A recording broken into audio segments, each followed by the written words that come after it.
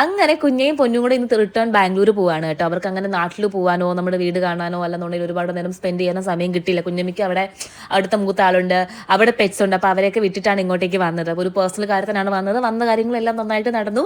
അപ്പോൾ അതൊക്കെ ഞാൻ അപ്ഡേറ്റ് ചെയ്യാം, സമയമാകുമ്പോഴത്തേക്കും എല്ലാം നിങ്ങളെ അറിയിക്കുന്നതായിരിക്കും കേട്ടോ. അങ്ങനെ ഇതാ ഇറങ്ങുകയാണ്. ബസ്സിനാണ് പോകുന്നത്, ട്രെയിൻ ടിക്കറ്റ് അവൈലബിൾ അല്ലാത്തത് കൊണ്ട് ബസ്സിനാണ് പോകുന്നത്. അപ്പോൾ ഒരു വഴിക്ക് പോകുമ്പോൾ എല്ലാവരും എപ്പോഴും പ്രാർത്ഥിച്ചിട്ടൊക്കെ പോകുന്ന പോലെ എല്ലാവരും ഒന്ന് പ്രാർത്ഥിച്ച് അങ്ങനെ നന്നായിട്ട് ഇറങ്ങാൻ വേണ്ടിയിട്ട് ഉള്ള പ്രിപ്പറേഷൻസിലാണ്.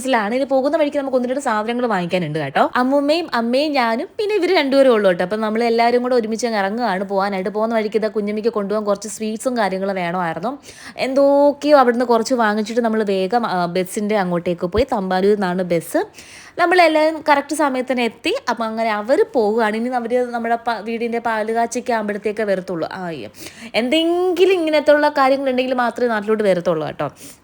അപ്പം പോകുമ്പോൾ നമുക്ക് ഒബ്വിയസ്ലി കുറച്ച് വിഷമങ്ങളൊക്കെ ഉണ്ടാകുമല്ലോ. പക്ഷെ പറഞ്ഞിട്ട് കാര്യമില്ല, നമ്മളിങ്ങനെ ഒരു വല്ലപ്പോഴും വർഷങ്ങൾ കൂടുമ്പോഴായിരിക്കും ചിലപ്പോൾ കാണുന്നത്. അല്ലെങ്കിൽ നേരത്തെയൊക്കെ ആണെങ്കിൽ ആറ്റുകാൽ പൊങ്കാല സമയത്ത് വരുന്നുണ്ടായിരുന്നു. അപ്പോൾ ഇപ്പം അത്രയേ ഉള്ളൂ. ഇനിയിപ്പോൾ വീട് പാല് കാച്ചിന് കാണാമെന്ന് പറഞ്ഞ് ഞങ്ങൾ ടാറ്റാ ബൈ ബൈ പറയുകയാണ് ഗൈസ്. So tata bye.